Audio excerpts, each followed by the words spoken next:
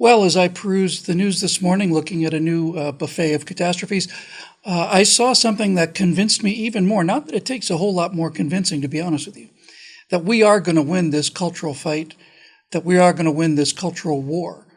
It's going to get worse before it gets better. It's going to get very ugly, but we're going to win it. And this is the clip that convinced me that that's exactly what's going to happen. My God, tax the rich. What a model, AOC. What? I didn't know you model as well. Damn.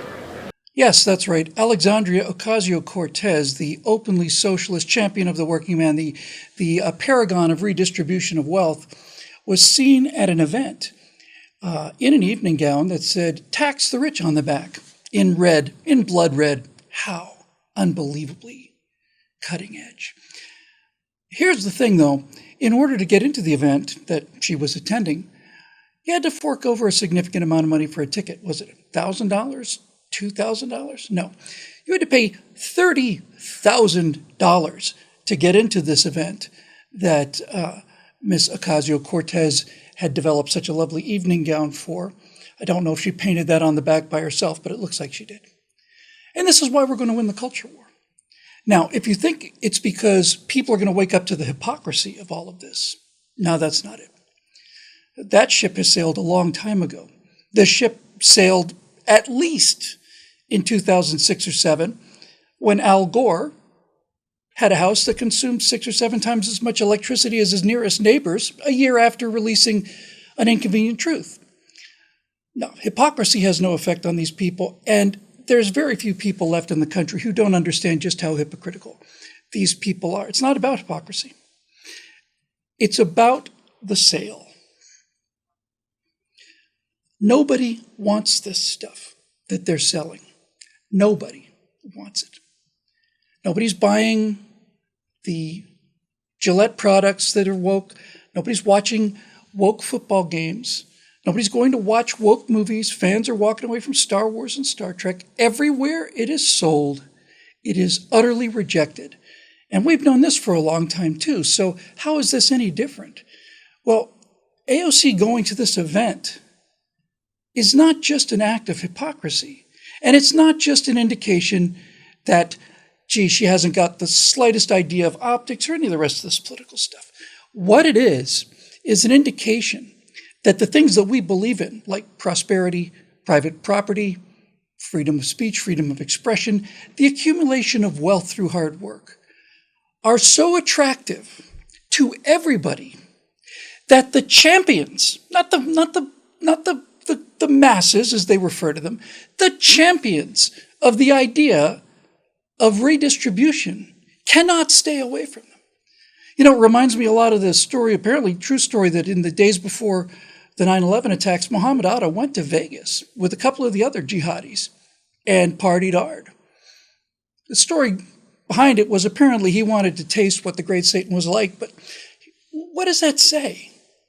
What it says is that what Vegas has to offer is irresistible. Even to the people who are determined to destroy the entire idea of Las Vegas, it is irresistible. And it's irresistible because it's so fundamentally human. Our philosophy is so fundamentally human. It's absolutely irresistible. And what they're selling is so anti-human that you can't force people to buy it. So if this is true, and it is, then why are we in the kind of trouble we're in?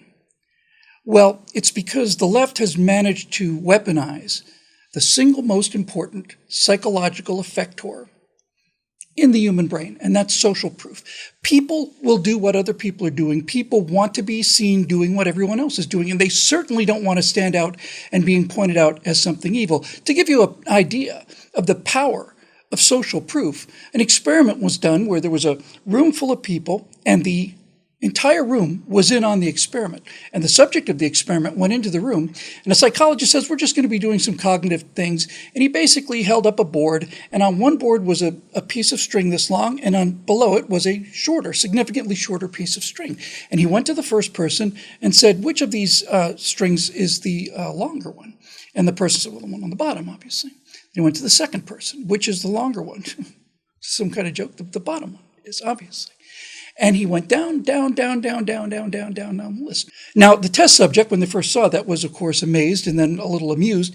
But as they went down the list, something began to happen. And when they finally got to this person, after the social proof had been reiterated a number of times, when they asked the person sitting there, which one of these two strings is shorter, the subject said the one on the top. He said that in spite of the evidence of his own lying eyes. And this was repeated again and again and again. Why? Why would somebody do that? Well, there's a couple reasons. First of all, some people just don't like to stand out. They don't want arguments and so on. Some people are so unsure of themselves that they really begin to question their own sanity. This is essentially what gaslighting is, by the way. When everybody else is telling you something that you know is not true, to the degree that you start to question your own sanity. But this has been proven again and again and again. Now, social proof used to be a powerful effector, but when you multiply it by social media, it becomes enough to divert an entire society. And that's what they're good at. They're good at making people who disagree with them look and act as if they're evil. That's what political correctness is. We're not going to talk to you. You're a racist. That's what cancel culture is. We don't like what you do or what you say, so we're going to eliminate you. We don't want you visible because your visibility is destroying this gaslighting effort of social proof that we're doing. And now you know why there's such a thing as a limousine liberal. People who call for higher taxes then tell their accountants to lower their taxes. People who make large donations to Black Lives Matter and then are astonished when riots come to their town and destroy their houses or their shops. And the universal response is, wait, no, I'm one of the good ones. Remember on 9/11, 20 years ago, shortly after, when Michael Moore basically said, why are you attacking New York? We're the ones that are liberals. We're on your side. You should be attacking the conservatives. Michael Moore doesn't know much about jihadis or their motivation, but he doesn't know much about anything. So you get the point, right?